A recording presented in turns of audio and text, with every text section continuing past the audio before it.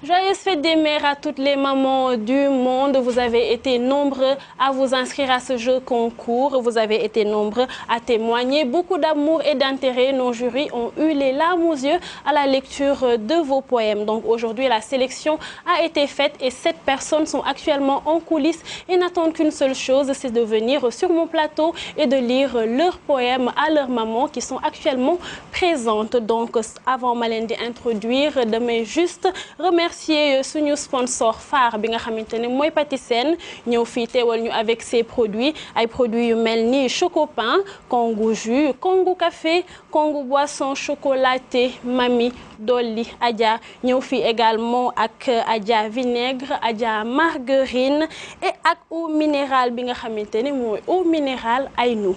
Donc tay jigéen ñi dal ñu ay dañu bëgg jàkkaarloog suñu yaay yi wax leen ni ñu soriwee si ñun wax leen également niñ leen bëggee kon niñ ko waxee kuy xalam di ci jaayu man damay juste def benn clin d'œil à ma maman nationale bi nga xamante ne mooy Khady Touré di ko wax que nit ñi que je l'aime de tout mon petit corazon. Donc sans plus tarder damay woo tey Oumy Faye dëkk depuis Waagu Ñaay 2 mu ñëw fii ci sama plateau ñu jàkkaarloo ak yaayam wax ko ni mu soriwee ci ñun Oumy Faye exil. Voilà donc nekkuma kenn ak ku dul Oumy Faye mi nga xamantene mo dëkk Waagu Ñaay 2 Oumy Faye maa ngi lay dalal. Merci. Voilà, présentez-vous lan ngay def élève nga. Je m'appelle Oumy Faye, élève en classe de terminale L2 au groupe scolaire Assalar. D'accord. Donc li la fi indi moy lire poème jàkkaarloog sa yaay lire poème bi à nos chers téléspectateurs ñu xol naka nga bëggee sa yaay. Voilà, vas-y.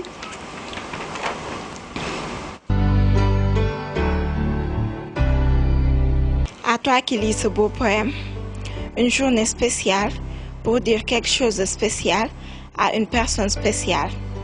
T'aimer maman, je sais le faire, du plus profond de mon cœur, du plus profond de mes mots.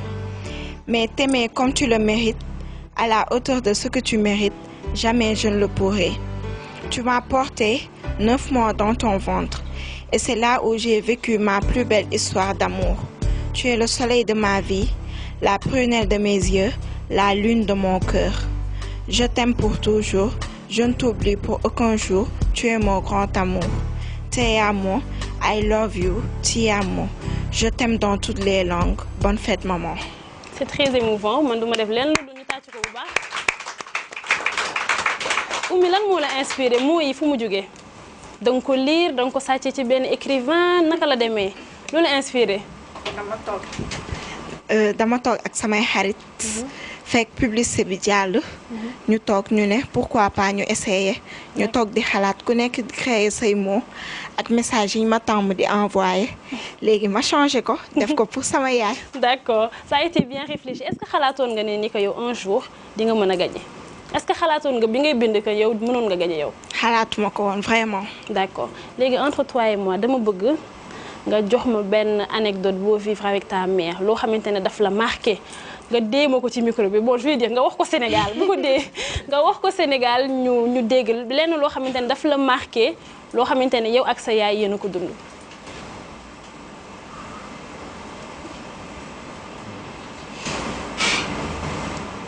bu raconté ay dóor de fil yooyu ñun ñu daan dóor bu ko raconté bu raconté benn dóor.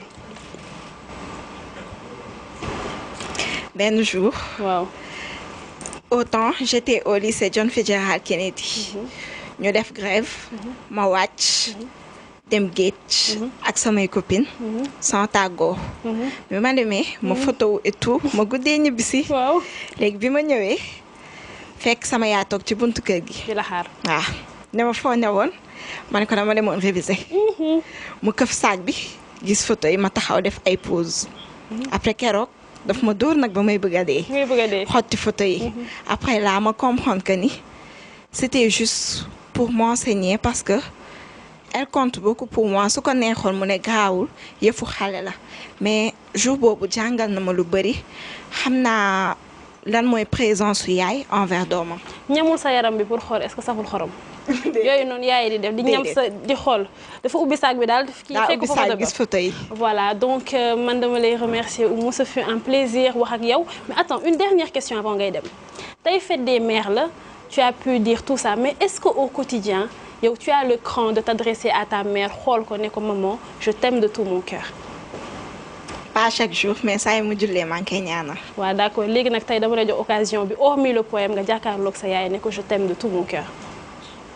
Maman chérie, je t'aime de tout mon cœur. Malgré les frappes. Malgré les frappes. Voilà. Donc, toujours avec suñu sponsor, bi nga xamantene moy sponsor leader, Oumou. Ce fut un plaisir m'assister, je veux dire, partager avec yow plateau bi. Donc, li, tegal micro bi. Voilà, pâtissienne mo la jox li. Am. Ça, c'est pâtissienne. Mo la jox également eau minérale bi. C'est très lourd donc dama la koy tegal fii on va dire fii laa koy teg yóbbul loolu c'est pour toi après ñu indil la ko merci beaucoup Ami ñu tàcc ko bu baax merci Oumou. Voilà chers téléspectateurs après ki nga xamante ne mooy Oumy Faye dañuy woo El Hadji Saliou Fall depuis Grand Yoff mu ñëw jàkkaarloog ñun wax lu baax yaayam. dalal nañ la papa. Voilà kontaan trop ci sa teewte parce que en général fii xale yi ñooy ñi nga xamante ne ñooy ñëw mais waxoon nañ ko sax ci pub bi ne leen que xale mag nga nekk maçon wala loo doon rek boo ci gisee sa bopp inscrireul te ñu ngi lay jaajëfal bu baax ci sa participation. jërëjëf maa ngi leen di kontaan ci yéen. Voilà présenté wul noo tudd. maa ngi tudd El Hadji Saliou Fall. waaw. gendarme à la retraite. D'accord. ancien chauffeur cortège présidentiel. D'accord. C'est important donc papa léegi dañ lay bàyyi rek nga liiral ñu sa poème devant la caméra. dama koy jagleel sama yaay boy. waaw. ma ne ko sama yaay jaañ naar. yaay boy ku la gën a doon jàmbaar gisuma ko. te ku la gën a muñ ëpp la sutura xamuma ko. daara xalay be biir Fuuta ba Ndakaaru ñëpp la doon bégee. ku egsi ci kër gi. nga teral ko lii dong lañu la xamee don na nga sa turandoo Faatumata bintu Rasul sama turandoo soxna doole ci moo tax ma gëm ne say jëf kenn mënu koo suul ci lu wér ñaata ci say moromu càmmiñ lañu muur ci say loxo gisuma ci tey kenn ku ñu ci delloo ci say loxo ndax da nga leen jàngaloon looloo am te looloo baax ku ci soxna tey borom këram sant na ko ndax yaay booy luy waree fu soxna jàngal nga ko billaahi képp ku la ci ñaanal doo mës a wér ci sa bàmmeel lii nga leen jàngal dina leen topp ba ci biir bàmmeel amin yaa sama ñaata moromi baay ñoo doon jóge seen biir kër ñëw yend ci sunu kër ngir sàkku ci sa xalaat sa mbaax ak sa waxtaan wóor na ma ne ñii danga leen defoon kéemtaan te loolu am ñi nga bokkal xeet kenn yebbu la ci yaay booy naw naa la ndax foo mësaana nekk ñi ngi lay nemmeeku ci dégg naa ci làmmiñ mu naan yow lay tiitaroo ma kontaan ci lool ba mu xamee ne sama waajur nga boobu lañu xaritoo doon sama waajur taxul ma di la jay li am dong lay wax lay seede li ma wóor képp ku la jege déggal la faggul nga ko ay ci sama kanam sama baay baalu na la te ñaanal na la akay dëgg man mii ci sa dund bëgg naa ci yow yaay te sant naa la tey jii ñeewuma sama benn morom bàyyil nga ñu suturluwaay ñu ciy jaame sunu borom alhamdulillah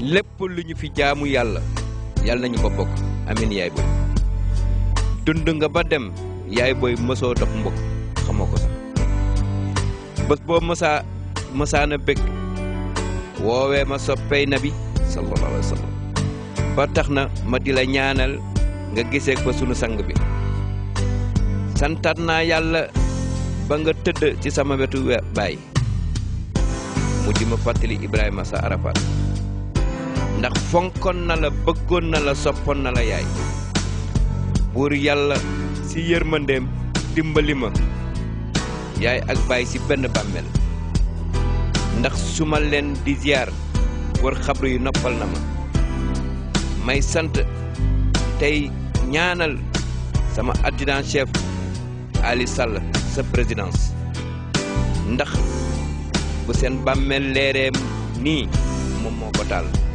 moom moo wërale bàmmeel moo ko taal ci alalam sama yaay boy Fatou Bintou Diagne Naar li ma wóor moo du sa dund lépp bay taal allahumma salli ala sayyidina muhammad man sa doom Alaaji Saliou Fall Mali taalibal bii tey suñu sponsor ñu ànd ak suñu sponsor yi nga xamante ne mooy Patisen tey donc pour poème bi dañ lay jox sa lot muy on va dire panier Adja bi nga xamante ne c'est rempli et garni ak eau minérale bi nga xamante ne mooy ay nu rek mu accompagner ñu lay jaajëfalaat bu baax a baax a baax. jërëjëf ñun de ñu ngi leen di jaajëfal. et je profite de l'occasion pour vous dire que je suis un poète qui a 400 œuvres. D'accord, c'est enregistré. ñu gunge ko ak loxo. Merci beaucoup. Ok, merci à vous.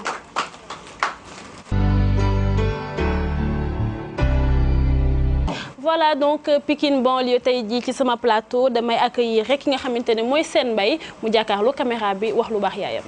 Ma chérie na nga def. maa ngi fi. mbaa yaa ngi si jàmm. maa ngi sant yàlla. naka coono yi. ñoo ngi nii rek. Voilà ma chérie présenté wul yow yaay kan. salaamaaleykum Sénégal man la Sène Mbaye. maa ngi dëkk Pikine. waaw di élève étudiante loo doon. élève DTS 1 en hôtellerie-restauration CPFP Padoua. ah kon yow tu dois connaître les bienfaits de notre sponsor waaw wala déet. waaw waaw d'accord bon waaw voilà donc Sène Mbaye dañ lay bàyyi nga juste nga liral ñu sa poème bi nga xamante ne mu nga adressé à ta mère.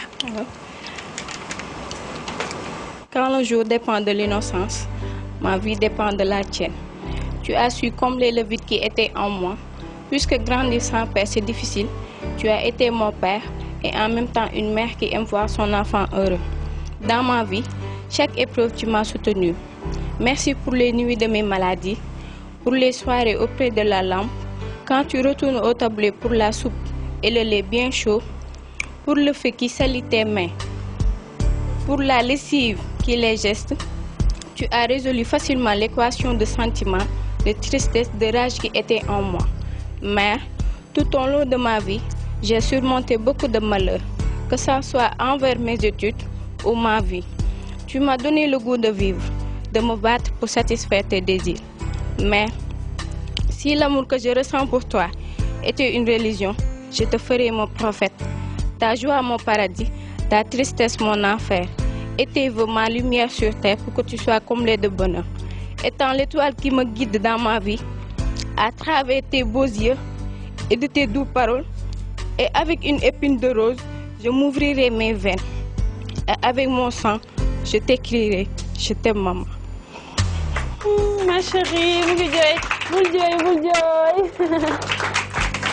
waaw mais xanaa kon tey fii rassemblement de poètes la ah lu xew. dañoo bëgg suñu yaay rek. dëgg la ma jox la occasion nga jàkkaarloo caméra bi nga wax sa yaay ni nga ko bëggee. yaay bëgg naa la torop.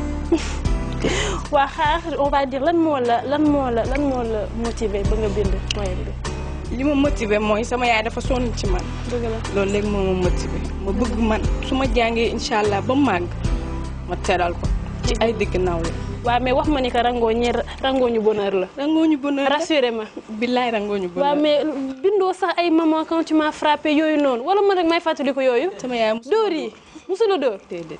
tu as eu une mère civilisée man caw nañ ma bu baax sax.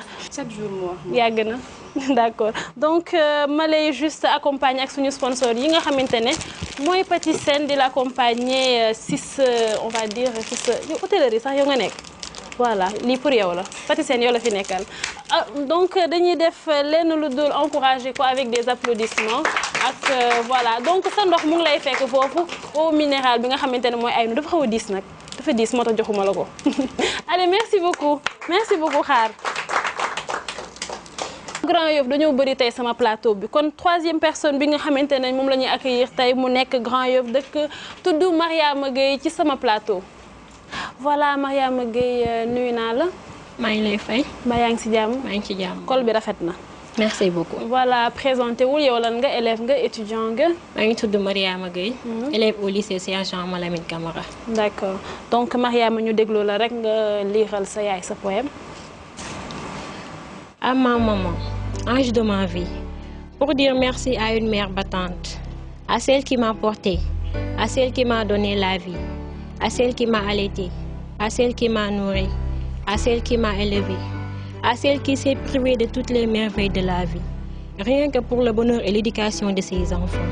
Femme de ma vie, je t'offre chaque battement de mon cœur, beauté humaine aux mille fleurs, qui offre la joie de vivre en toute heure. Ton enfant est fier de toi. Ton bébé renaît à chaque instant qu'elle pense à toi. À tes côtés, je mène une vie paradisiaque. Mon enfance était entretenue comme de l'or. Tu étais là, veillais nuit et jour sur moi. Je suis comblée. Ma place de repos était ton dos, où tu me faisais dodo. Tu étais et demeureras toujours mon Eldorado. Oh mère, qu'est-ce qui peut m'empêcher de te dire je t'aime? Je t'aime, plus que tout au monde. C'est grâce à toi que je suis devenue ce que je suis aujourd'hui. Donner naissance n'est pas une chose aisée. Et pourtant, ici j'ai étalé avec courage et dignité. Mère, malgré tous les obstacles, tu as pu nous combler. Tu as comblé le vide d'un père qui anime notre vie. Peu importe ce que disent les gens, parce qu'on est fiers de toi. C'est aujourd'hui ta fête. Je te la souhaite avec un joli cœur et te dire merci pour votre participation inestimable dans ma vie. Tu seras toujours ma maman, celle qui me comprend. Tu seras toujours dans mon cœur, maman, ange de ma vie. Tu m'as fait monter les échelons de la vie.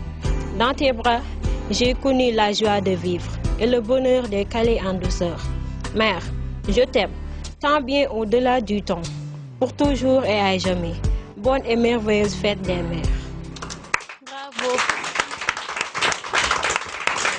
Mariama lan moo la inspiré kan moo la inspiré sa yaay kese. sama yaay kese. lan moo la inspiré si moom. parce que sama yaay dafa bëgg njabootam. bëggul dara lu ñu naqadi. dafa sacrifié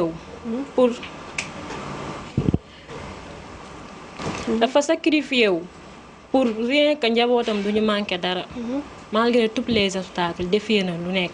ñun manqué wuñ dara. lépp rek moom moo ko waral. yow depuis xale prendre nga conscience de li nga xamante ne mooy sacrifice bi sa yaay def pour yow. parce que sama maam tout le temps daf ma ko doon wax. seen yaay même su doon dafay sol ay sagar di génn seen yaay la. jël leen ko teg leen ko fi ngeen ko war a teg. lenn lu la marqué ci sa yaay lan la. jour bi ma benn anecdote la sax. dama amul woon moyen sama composition. ma jël sama yére daw. parce que sama tonton daf ma menacé woon.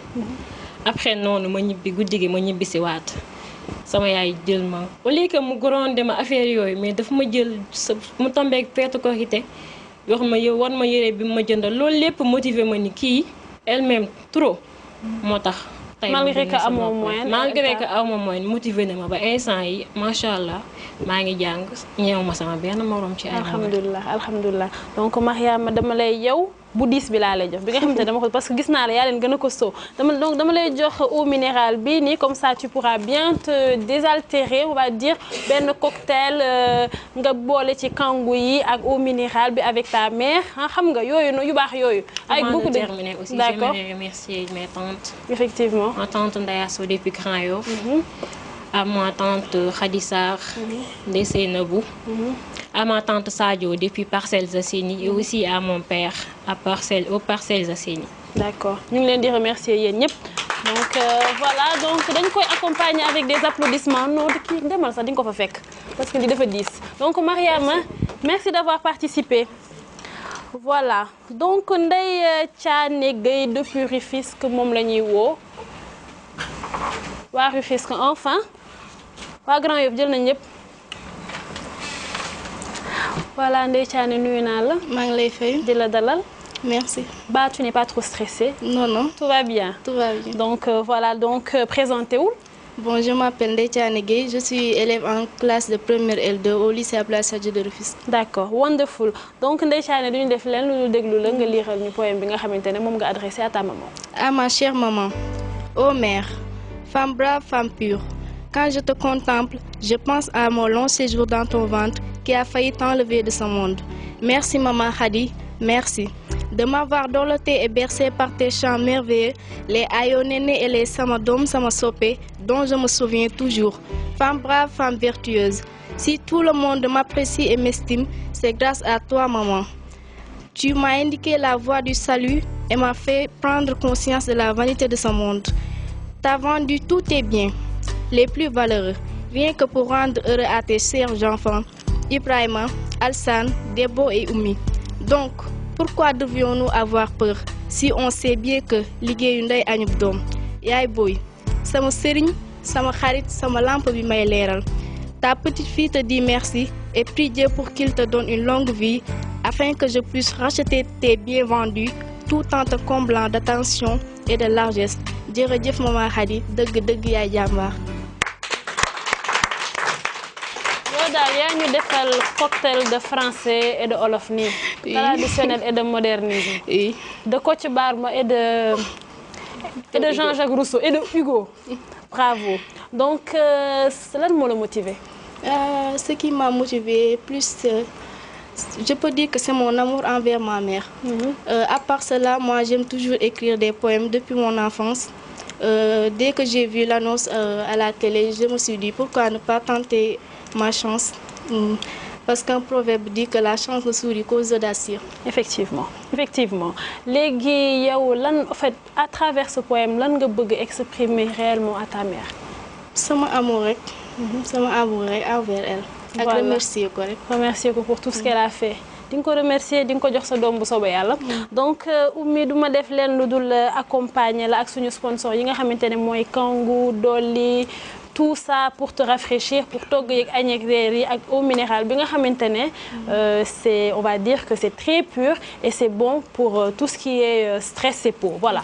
Donc am panier bi pour yow la. Ñu accompagner la avec des applaudissements. Merci beaucoup. Ndeye Thiané.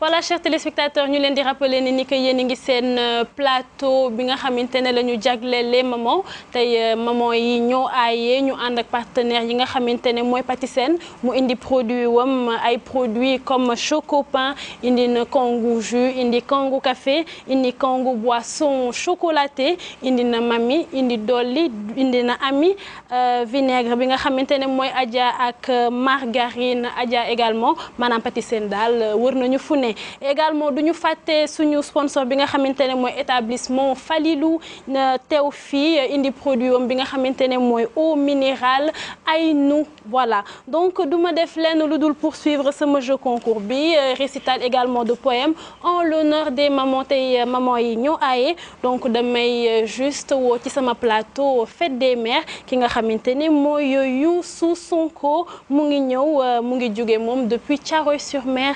Youssou ci sama plateau.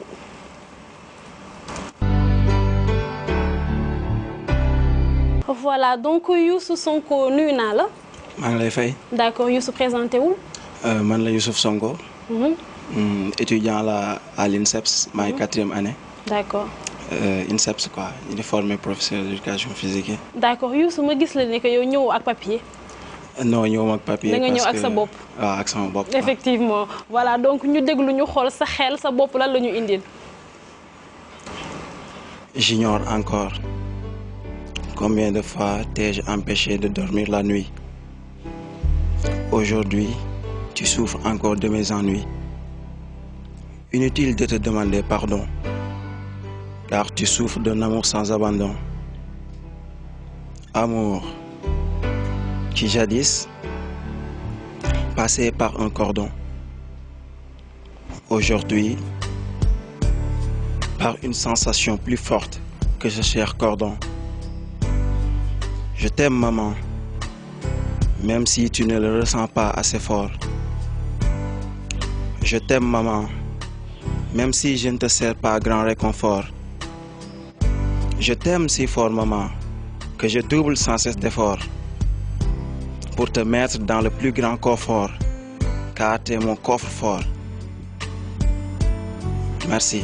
Bonne fête des mères à ma maman et ma maman Mabinta et à toutes les mamans du Sénégal, à travers ces mamans, toutes les mamans du monde entier. Merci. Bravo Youssou. Un poème avec plein de rimes, n'est-ce pas? Oui. Voilà, nga rimé ko noonu. Ah non, là, parce que moi, des fois, jeu de mots, quoi, je me fais très souvent, quoi. Yow littéraire nga? Non, je suis littéraire, mais je me fais. D'accord, donc koy foyé. Voilà, donc Youssou, yow lan moo le motivé? Li me motivé, c'est ma petite sœur, bu ñu né Aoyombe, je koy remercier de passage, je remercie aussi sama xarit bi fi nek Seigne Modou Diagne. À travers lui, je remercie tous les étudiants de l'INSEPS. Je les remercier aussi. Mom moma ñew gis mu né ma bon, comme que des fois da ngay foyé bind bindal nga dem déposer quoi bu ko déposer wul nga jox ma déposer ko bon ma déposer et je me suis trouvé là quoi. Voilà. Je vous remercie bon pour cet honneur et ce moment de bonheur quoi franchement. Voilà donc mais est-ce que tu dis assez à ta mère que tu l'aimes? Je pense quoi mais pas parce que je la prouve que je l'aime quoi dama koy won ni bëgg naa la defe naa loolu moo gën a am solo quoi. D'accord mais dama gis ne que Sénégalais amul trop notion jàkkaarloo yaayam ni ko bëgg loolu rus la wala lan la. Non du rus. lan la. kersa dafa nekkul culture quoi. nekkul suñu culture waaw bokkul suñu culture. Voilà donc mais dañ koy manifester. D'accord donc Youssouf ma lay jaajëfal bu baax. di la remercier également ci sa participation sa ay rime ça a changé la donne. Donc est-ce que xam nga eau minérale ay nu yow. ay nu non. xamoo ko dama la koy jox voilà dama la koy jox tey nga découvrir ko ànd ak suñu beneen sponsor muy Patisen ma jox le panier bi Youssou ñu koy accompagner avec des applaudissements. Ok, merci beaucoup. Voilà.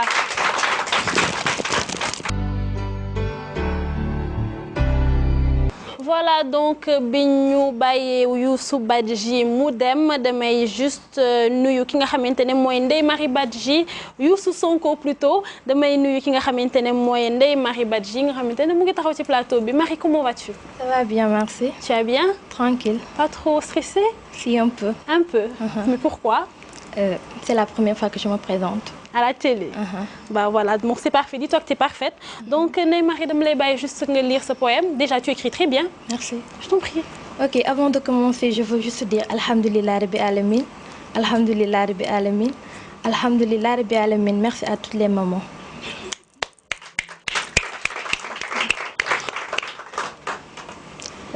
Impure et généreuse, ma mère a su me donner toute son affection.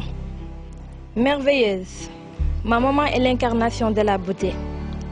Intelligente, cette dame de fer a su se démarquer parmi tant d'autres, raison pour laquelle mon père est tombé sous son charme. Nerveuse, cet adjectif ma maman ne le connaît pas. Alhamdulillah. Attentionnée, cette brave femme ne différencie pas ses enfants de celles des autres. Même traitement, même pied d'égalité, ma chère mère aime plus les enfants d'autrui que ses propres enfants. Et c'est ce qui fait sa particularité. Tolérante, elle accepte avec bravoure toute situation que pose la vie. Adorable est ma maman, je veux juste lui dire en anglais I love you mom, le traduire en français je t'aime beaucoup maman, et pour finir avec ma langue maternelle, yaay boy bëgg naa la lu bëri. Merci, bonne fête. Merci beaucoup. Tu es la seule à avoir dit, en plus du fait de ta maman, je veux dire la bravoure de ta mère, tu es la seule à dire que daal yow sa yaay dafa jongama dafa rafet. Machallah. Nga ni ma sama papa bëgg ko. yow ñu ne la poème pour la maman ngay raconter ay histoire d'amour pour lan? Parce que dama xam ne rek même bu ñu toogee sama papa ak sama yaay dañuy dund amour suñu kanam. Nga ni ma Je te jure. c'est très beau. Merci. ñu kii waaw l'amour ay applaudissements yu bari. Voilà donc Marie lan moo la motiver? En fait lan moo ma gën a motiver mooy chaque année dama tàmm di bindal sama yaay ay poèmes. D'autant plus que lorsque bi ma seetaanee annonce bi je me suis dit pourquoi pas tenter ma chance peut-être ma bokk si ñuy gagner. D'accord. d'autant plus que sama mbëggeel yaay ci man loolu moo ma gën a motiver ma ne man aw ma fayam loolu moo tax ma ne xaaral ma bindal ko poème bi daal. D'accord man je te vois j'ai envie d'en savoir plus sa yaay raconte-moi benn anecdote si moom. en fait yéen ñaar. benn anecdote bu ma lu ma gën a marqué sama yaay sa lay wax. parce que 2010 dama feebaroon ba ñëpp fone woon ndeysaan damay gaañu. sama yaay dafa stressé woon lekkatul naanatul mais moom gëmoon na ko doomam dina dundaat comme ñuy waxee instinct maman rek loolu moo daloon ci moom loolu moo ma gën a marqué ci moom. ak li ma koy wax rek mooy yaay balaa may judd bëgg naa la bi ma juddoo bëgg naa la te balaa may dee ba may dee dinaa la mës a bëgg. waaye yéen kii waanewul. Les rafet na mais beneen bu gën a croustillant je veux en savoir plus bu ma wax ay affaire j'étais malade un truc croustillant. léegi anecdote waaw dañoo demoon soirée xam nga maa bëgg soirée mais léegi bàyyi naa voilà woo nga ma. dañoo demoon soirée nag lendemain bi sama yaay moom bëggul ay ndab yi fanaan parce que moom daf ñu jàngal liggéey chaque fois day bëgg rek nañu raxas ndab yi balaa ñoo tëdd wala balaa ñoo génn léegi ñun nag yàkkamti nag ñu bàyyi fa ndab yi dem fecc soirée ba heure bu ñu neex ñibbisi. heure bu ñu maanaam 5 heures du matin. waaw comme d'habitude rek. léegi après ñu ñibbisi 5 heures matin bi 6 heures 7 heures xam dañoo war a dem ranger chaise yi. ñu bàyyi fa ndab yi dem suñu yoon. sama yaay daal ñëw ak bantam fa la ma fekk dama dóor ba may bëgg a dee. yii laa beneen yoon boo ko defati mais loolu jàng naa si lu bëri. ndax xam naa ni bés bu ma sëyi dama sonn. dëgg la loolu la ma jàngal. liggéey daal propre. voilà macha allah voilà donc un plaisir Marie voilà. Un plaisir Marie partager plateau bi ak yow ça a été un grand plaisir donc dañ lay bàyyi ak suñu eau minérale bi nga xam te ne duma la ko jox je t'aime bien donc dafa 10 muy ay nous mu remplir ta vue comme ça tu pourras bien boire avec nos sponsors Congo avec ta mère ngeen voilà autour d'un film dégg nga. Ok merci voilà merci beaucoup Marie. Voilà, encore une fois, joyeuse fête des mères à toutes les mamans du monde. Je suis actuellement avec ñi nga xamante ne ñooy 7 gagnants jeu concours ou poésie pour leur maman. Donc damay def leneen lu dul remercier suñu sponsor yi nga xamante ne mooy établissement Falilou ak ki nga xamante ne mooy Patisen de nous avoir accompagnés et nous leur remercions de leur fidélité également. Donc les 3 principaux gagnants mooy ñi nga xamante ne mooy le premier, le deuxième et le troisième suñu xarit bi nga xamante ne mooy DJ Mike dafa nar a déplacé wu ñëw ba seen kër pour leur donner leur lot. Donc encore une fois joyeuse fête des mères à toutes les mamans du monde. Nous vous faisons un gros bisou et c'est à toi Mike.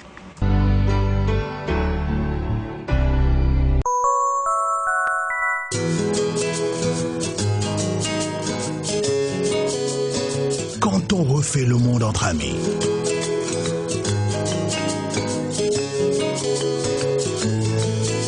Quand on a besoin de souffler.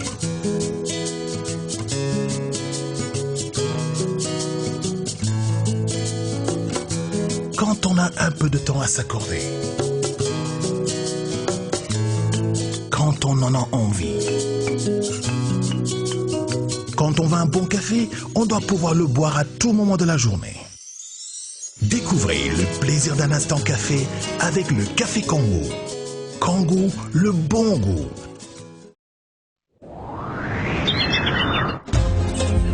Son histoire date de plusieurs milliers de lieues. À l'époque où les femmes africaines étaient connues pour leur cuisine authentique. Durant son long voyage, elle se mit à la recherche du goût suprême. Au-delà de la steppe et des rivières, elle découvrit des merveilles de la nature, des richesses jusque-là ignorées, et s'attela à choisir les meilleurs ingrédients au parfum naturel.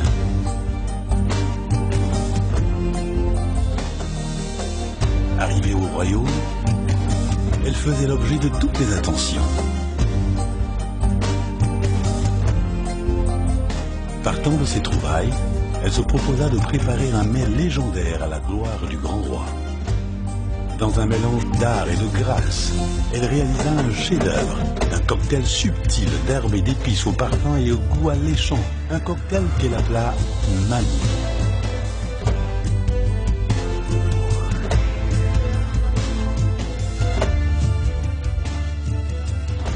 Lorsque le souverain vit ce plat, et dès qu'il y goûta, quelque chose de spécial naquit entre elle et lui. Un amour plus fort que tout. Et depuis, elle partage son secret avec le peuple qui l'a aimé. Nanu, la tradition du goût.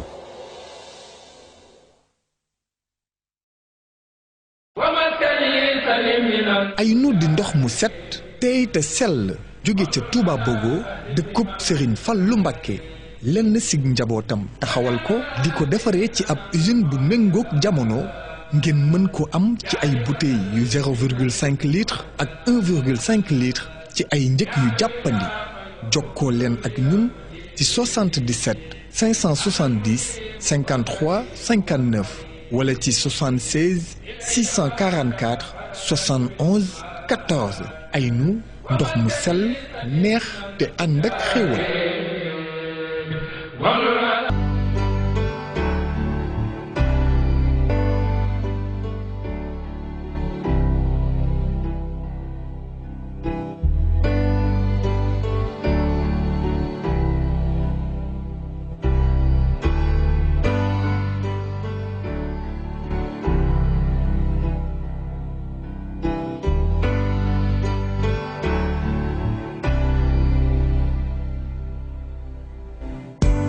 Chers téléspectateurs, nous remercier très très fort notre ami Nafi. Gis ngeen ko ci studio bi ni mu def ak les 7 gagnants jox nañ leen cadeau yi nga xamni wa Patisen ñoo leen ko jakleel jox leen aussi cadeau yi nga xamni ñi nga xamni moy établissement Falilou ñoo leen ko jox muy eau minérale naturelle bi di Aynu. Tay nak dañuy continuer ak li nga xamni moy mbégte yi ñëw ci caravane bi ci ki nga xamni mo classé 3e xalé bu ndaw la. ñu seet si ko fii ci ñaari tali quartier 11 Dab dañuy seet si yaayam mu liiral ko poemam xale bi ñu daal di koy njukkal ko nag ak produit Patisen yi ak produit établissement Falilou ñu dem ci biir.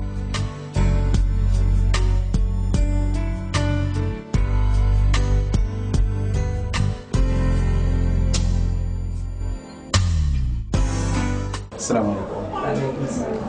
na ngeen def maman. Ça va bien? Fii mooy kër Absa Ba. Kon ana moom mooy Absa Ba. Na nga def? Ça va bien? Da nga doog a wàcc xanaa? Ana maman? Ah d'accord, madame na ngeen def? Ça va bien? Sant bi? Ndaw la. Ndaw. Man Gaye la. waaw waa RDV ñoo leen seet si mën naa toog. Chers téléspectateurs, gis ngeen nañ ko waxee ci njëlbeen. bi ñu remercier Nafi di suñu xarit ci 7 gagnants yi nga xam ne jox nañ seen cadeau ñëw nañ ci ki nga xam ne moo classé au 3e muy Absa Ba gisanteeg sa maman nar ko nag delloo njukkal comme niñ koy defee ndaxte Absa ci poème bu gàtt la bi ma ko gisee nag laa comprendre ndaxte âge am la mais ni mu ko waxee dafa mel ni xale buy wax ak cofeel ndax xale xam nga magul melul comme mag bu gisee dara rek da ci daw mooy ci alors que mag mun nay tendeefal di xaar mais xale moom dafa naturel et son poème était vraiment naturel et xam naa ne looloo tax sax jury bi tànn ko maman dañuy bàyyi balaa ñuy ñëw ci kàddu yi rek suñu xarit Absa mu liral le poème bi tax ñu egsi fii ci kër gi. Liro c'est l'émotion jox ma liral li ma njëkk neex c'est chers téléspectateurs c'est la présentation ni mu ko defee déjà photo yaayam c'est déjà une bonne présentation loo présenté mu rafet rek nit ñi am cawarte lire ko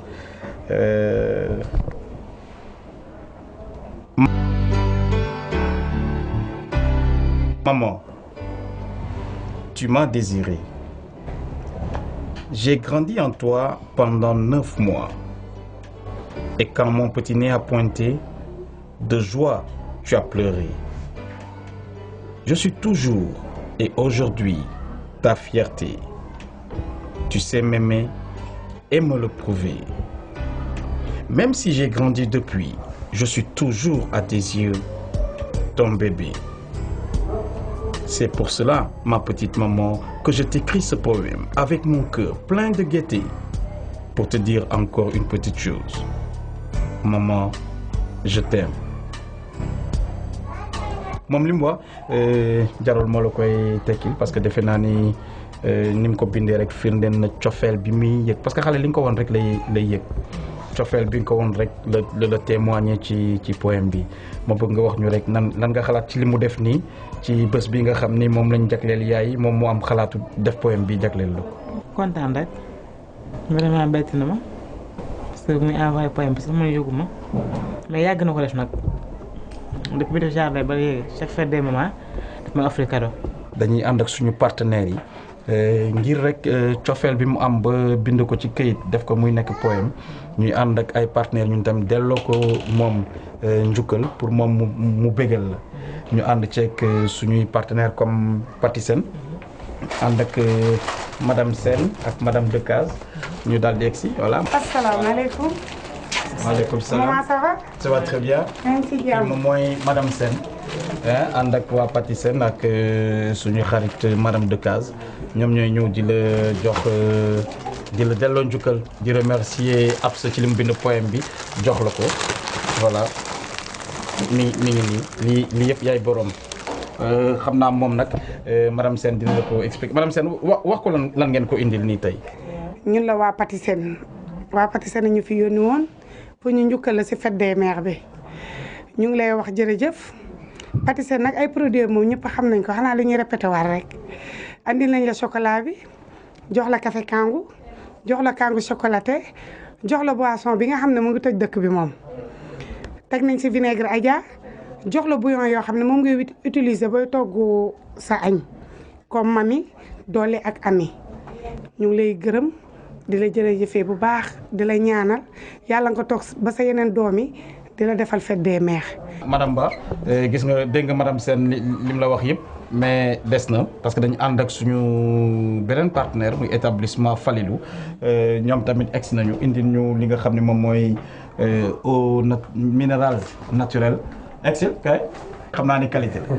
soxna si na def maa ngi si jàmm rek waaw ñu ngi kontaan di gërëm di la remercier ci dalal bi ñu dalal fii ci ñaari tali di gërëm également waa RDV ñi nga xam ñooñu def confiance ñun waa établissement Falilou nag ñooy defar eau minérale Aynou bi di la ko njukkalee nii di leen wax ni nag ndox mu pur la boo xam ne ñu ngi koy defaree fee Touba Bogo ay sénégalais di ko liggéey am na ñaari format am na format 0,5 am na format 1,50 ku ko bëgg nag mun ngaa ñëw 90 avenue Lamine Gueye bi nekk fii ci Dakar boo ñëwee moom loo ci bëgg am na disponible na ci station yi ci supérette yi. madame Ba gis nga li nga xam ne moom la waa Patisen def te madame Sène la gis aussi établissement Falilou au minéral naturel bi ñu la indil au minéral bi nga xam ni baax na trop ci wér-gu-yaram. dama bëggoon rek nga wax ñu nag loo ci xalaat lii. kontaan naa moom. waaw rafet na. dina ñaan yàlla rek. ñu ngi koy defee at yi at. Amin, amin, amin. Nous allons de ce pas à Grand Yoff, au quartier Arafat, retrouver un autre gagnant qui se nomme Momo de Femme. Je vous invite à nous suivre et on va passer encore d'excellents moments ensemble qui fête des mères.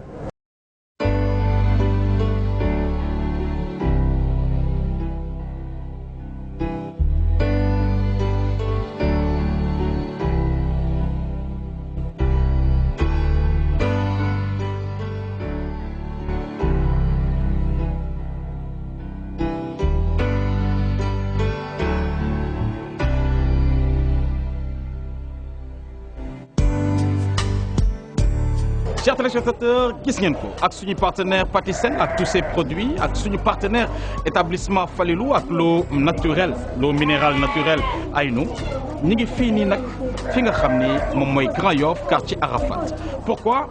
Parce que suñu deuxième gagnant bi du nom de Momo de Femme fii la ñu wax fii la dëkk bi ñëwee nuyu nañ ko c'est vrai laaj nañ ko année waajuram ñu ne ñu dafa génn moom la ñuy xaar ñu egg ci biir kër gi ñu xool nan lañ jëkkalee yaay.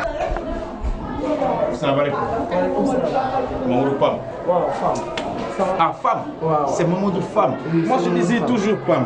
C'est toi le poète de la maison. Ah, vous avez vu, hein? J'essaye seulement de... Ah oui, oui. Ça va? Asseyez-vous, s'il vous plaît. Ah, ok, d'accord. Prenez Merci. place. Merci beaucoup. Ah, oui. Ça va? Ça va bien. yow yaa bind poème bu neex.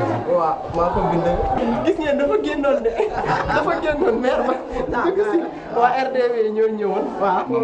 sant wa. baax ni la sa cadeau fête des mères. waaw. ñu ngi nii rek ñu am ngeen jaaraama. yaayam. kii mooy yaayam. waaw kii mooy sama taaw. dafa teel làqu. waaw moom la bàyyi ak rakam bu jigéen. ci ak ci bàyyi. waaw yaay ak pap.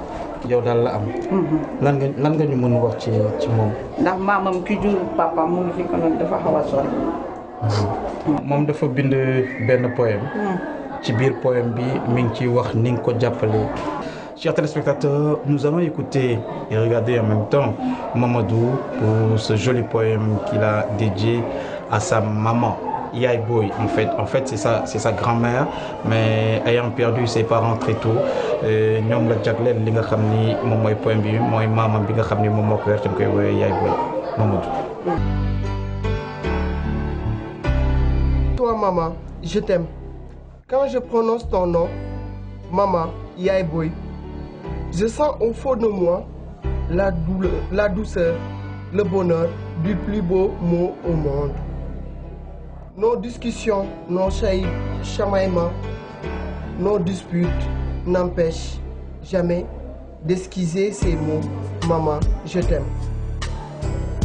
Dans tes bras, le berceau où j'ai connu la joie et d'indulgence de tes caresses. Grâce à toi, j'ai affronté tous les échelons de la vie au rythme de tes mots d'amour, de patience et d'affection. Tu as su m'aimer. Quand je dirai donc pour te remercier, à toi seul, lumière de l'univers, tu es l'éclair de ma carrière qui illumine mon chemin par le partage, l'honnêteté, le respect. Maman, Yaay Boy, je t'aime. Je t'adore, Yaay Boy, et bonne fête. Merci. Yaay Boy, bonne fête.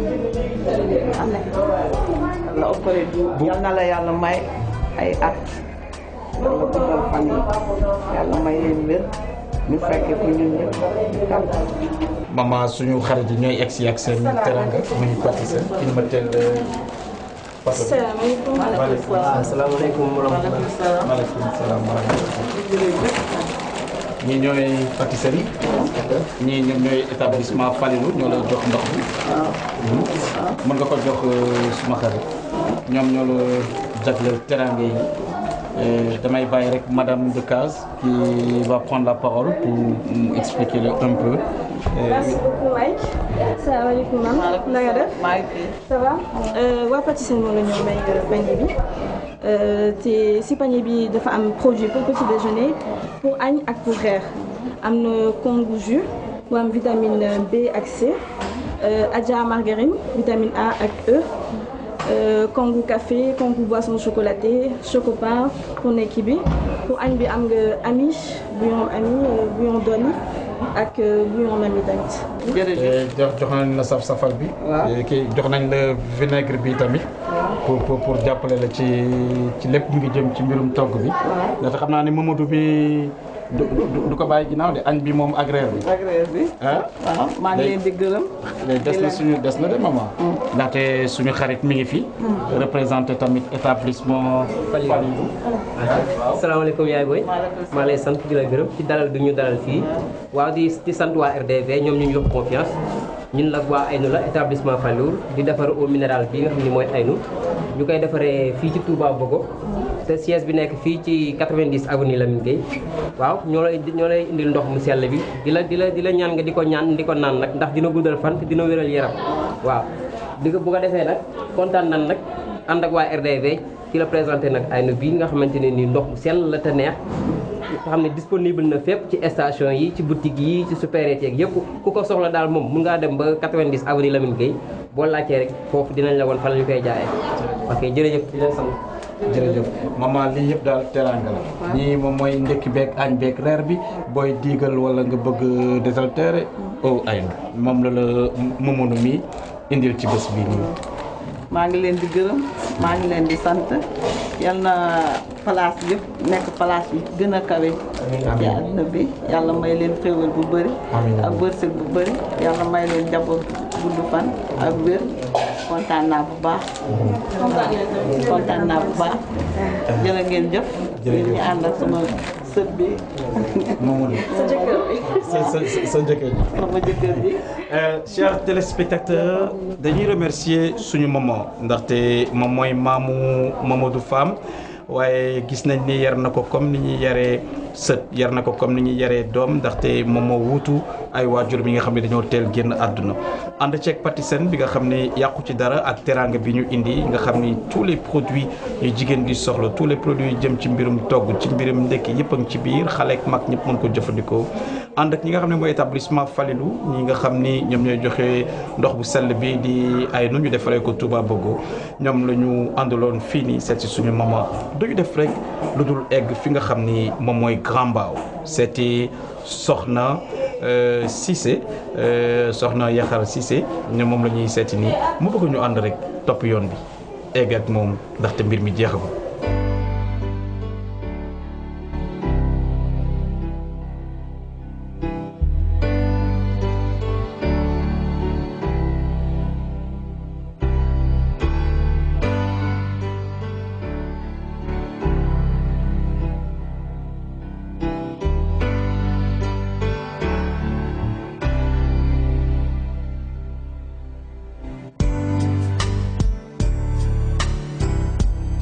Nous avons été à Grand Yoff. Ça a été vraiment un plaisir de rencontrer la maman et aussi de rencontrer ce jeune qui a vraiment écrit un très joli poème. Et aujourd'hui, biñ ci paree ci li nga xam ne moom mooy fête des mères bi ñu continuer encore seeti beneen gagnant boo xam ni mi ngi nekkoon fii di Ñaari Tali. Mesdames et messieurs, nous sommes actuellement fi nga xam ne moom mooy Kër Massar. Kër Massar dañ egg si fi nga xam ne moom mooy Fass ñu daal di ñuy wax ni ki gagnant mi ngi tudd Ndeye Yaxara Cissé. Ndeye Yaxara Cissé nag seen kër mi ngi nii moom la ñuy seet si et c'est classé première poème bi mu def dafa am solo ndaxte lim ciy wax neex na ñu ànd toujours ak Patisen suñu sponsor ànd ak ñi nga xam ni ñoom ñooy def aynu muy ndox bi nga xam ni ndox bu naturel la boo koy naan di ànd ak wér-gu-yaram comme niñ ko waxee dañuy seet si Ndeye Yaxara Cissé ci li nga xam ni dañ koy defal njukkal yaayam ci poème bi mu bi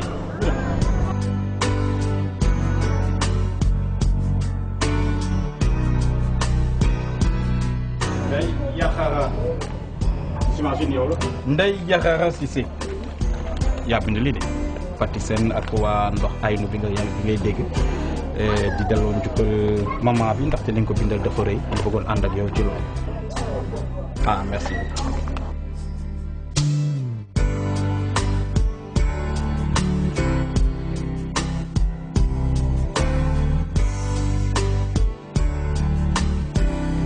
salaamaaleykum. ça va na ngeen def maman sant Seck la ñun de Ndeye Yaxara moom moo ñëw ci suñu poème yi ñu doon organisé ñu gis ni poème bi mu def nii bokk na ci yi ñu gën a neex ñu ne woon nañ la seet si ànd ak suñu partenaires yi muy Patisen ak ndox aynu pour mën a delloo la njukkal nga dégg wala nga defal ñu témoignage tamit ci moom mu def témoignage ci yow loolu mooy suñu tànk tey.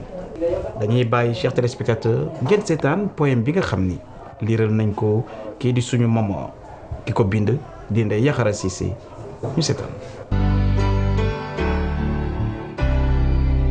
À toi maman, à cette brave dame qui m'a donné la vie, à cette brave dame à vertu et valeur remarquables, à gentillesse et qualité inestimables, femme digne dont rêve chaque mari, épouse exemplaire, mère idéale. Tu tisses, renforces et maintiens les liens parentaux. Pour toi, maman, à toi, mère mienne, ange qui éponge mes peines. Toi qui m'as porté 9 mois dans ton ventre, 9 mois d'attente, de prière, de souffrance et d'espérance, que tu as stoïquement supporté jusqu'à ma naissance. Un jour sur un autre, tu t'es jamais lassé, maman. L'ouvrier, l'avocat, le président travaillent pour quelques heures, alors qu'une mère travaille toutes les heures, tous les jours, tous les mois, toute la vie. Pas de salaire ni de congé, mais comme tu l'as dit, seul l'union et le bonheur de ta famille te suffisent et n'ont pas de prix. Ces mots retracent d'emblée mes sentiments les plus profonds. Ainsi je te dis, gàcce ngalaama maman Oumy. Maman Oumy, lii la Ndeye Yaxara sa doom bind jagleel la ko ñu bëggoon rek nga wax ñu tuuti sa yëg-yëg ci loolu. kontaan naa si trop de si poème yàgg na bind nag poème di ma ko jox mais man xam nga jànguma bu ma joxee rek damay jël denc mais man am naa yëg-yëg si loo xam ne taxawaayam am na taxawaay boo xam ne am na ku am fulla la. RDV ñun ñooy ànd ak suñu partenaires yi muy Patisen ak benn ndox boo xam ni muy Aynu di eau minérale naturelle ñu ànd ak Patisen ak produit mi yëpp di la delloo njukkal tey jii nii ci bés bi nii voilà suñu xarit jàngo madame Sène egsi na madame Sène mën nga teg mbégte bi ñuy woo waa eau Aynu mën nga may madame Sène mu toog noonu jërëjëf ànd ak Maria aussi voilà madame Sène toogal ni maman baal ñu bara fauteuil bi waaw muy au Aynu xam nga Patisen daf di suñu partenaire boo xam ni chaque fête des mères moom jigéen daf ko soxal ndaxte genn wàllu produit am yëpp su ma mun sañee sax wax produit am yëpp ci mbirum jigéen lay gën a jàppale ngir ñoom ñu mën ñu teral mën ñu toppatoo xam nga ñun góor ñi moom maman yàlla moo def rek yéen jigéen ñi da ngeen ñu war delloo njukkal bu baax a baax a baax a baax mais tey moom Patisen moo ni jigéen ñi lay delloo njukkal yaay yi lay delloo njukkal ànd ak eau minérale Aynu indi la teraanga bi lépp loo gis ci biir yaay borom moom mooy li nga xam ne moom mooy margarine Adja am na boisson bi ñuy tuddee kangu nga xam ne dañ ko defar ba mu sotti da nga koy def ci ndox rek teral say gan comme wujj bi nga doon xaar pour teral ko am na kangu bi nga xam ni boisson chocolaté la ndekki mën nga ko def xale yi kii am na bépp produit boo xam ne mi ngi jëm ci cën yëpp indil nañ la ko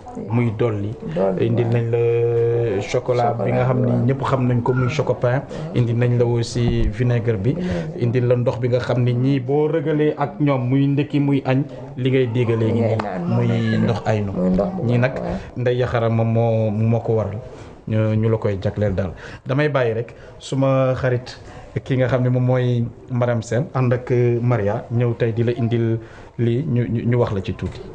dëgg la maman waa Patisen ñoo njukkal si la si fête des mères bi ànd ak waa RDV plateau bi nag li fi nekk yëpp pour yow la indil nañ la beurre margarine bi pour sa ndekki gën a neex indil nañ la boisson chocolatée bi muy kangu chocolat bi su tàngee neex bu seddee neex andil nañ la chocopin moom ñëpp xam nañ ko waaw ñëpp a ko bëgg tamit soo koy jëfandikoo foog naa wér-gu-yaram bi sax dina gën a amélioré indil nañ la vinaigre Adja dolli mami lépp daal looy dem si cin indil nañ la ko yàpp ak jën crevette tout ça indil nañ la ko pour lan nga gën a bég si fête des mères bi ñu ngi lay njukkal bu baax te ñu ngi lay wax jërëjëf maman bonne fête à toi. te bopp si seen kii bi seen produit yi comme Adja bi ak chocopin bi ak kangu bi ak kii bi nu mu tuddee dolli bi yii yëpp ñun dañ koy utiliser si kër yi am na solo trop ñun moom la ñuy toggee waaw. ñoo li daal jagleel nañ la ko ci fête des mères bi Ndeye Yaxara moom moo ko def ngir yow suma xarit egsi tamit. waaw asalaamaaleykum maman. maaleykum salaam. voilà ñun la waa Aynu di remercier waa RDV. ñi nga xamante ni am nañ confiance bu baax ci ñun waa Aynu ñu ñëw fii di leen présenter suñu produit Aynu bi. di leen ñaanal fan wu gudd ak wér-gu-yaram di leen wax ni ndoxum Aynu bi nag ndox eau de source naturelle la bu pur ñu koy defee Touba Bogo bi may ñaan ñu la koy présenté di la ko njukkale def ko ci suñu tur ñun waa établissement Falilou basé wu fii ci 90 avenue Lamine Gueye. ñi ngi remercier maman Oumou Seck Sangana ci teral bi mu ñu teral mooy dalal bi mu ñu dalal ci biir këram di remercier aussi Ndeye Yaxara Cissé bi tax ñu egsi fii ci Grand Mbao quartier Fass ànd ceeg suñu partenaire muy eau naturelle bi nga xam ni eau minérale naturelle bi di Aynu te nit ñi xam ko lool ràññee ko te di ko jëfandikoo mu baax lool ci yaram di remercier tamit waa Patisen Maria ak madame Sène yàquñ ci dara Maria nag suñu xarit la madame la dem moom tamit waaye li ci am solo rek te nañ mu ko retenir mooy nit ku nekk am nga bés muy xale yi muy mag ñi muy góor ñi muy jigéen ñi ku ci nekk am nga bés mais bésu yaay dafa am solo bésu yaay dafa foor lool ba tax na ku nekk ci ñun war nañ mën a fexe bés bu jot parce que bésu yaay du benn ñu leen di delloo njukkal naam mënuñu leen fay. di remercier aussi sœuru Ndeye Yaxara Cissé yi nga xam ne yàquñ ci dara seede ñu seede rafet na mesdames et messieurs fête des mères ak yéen ci RTV mbégte kese lay nekk saa su ne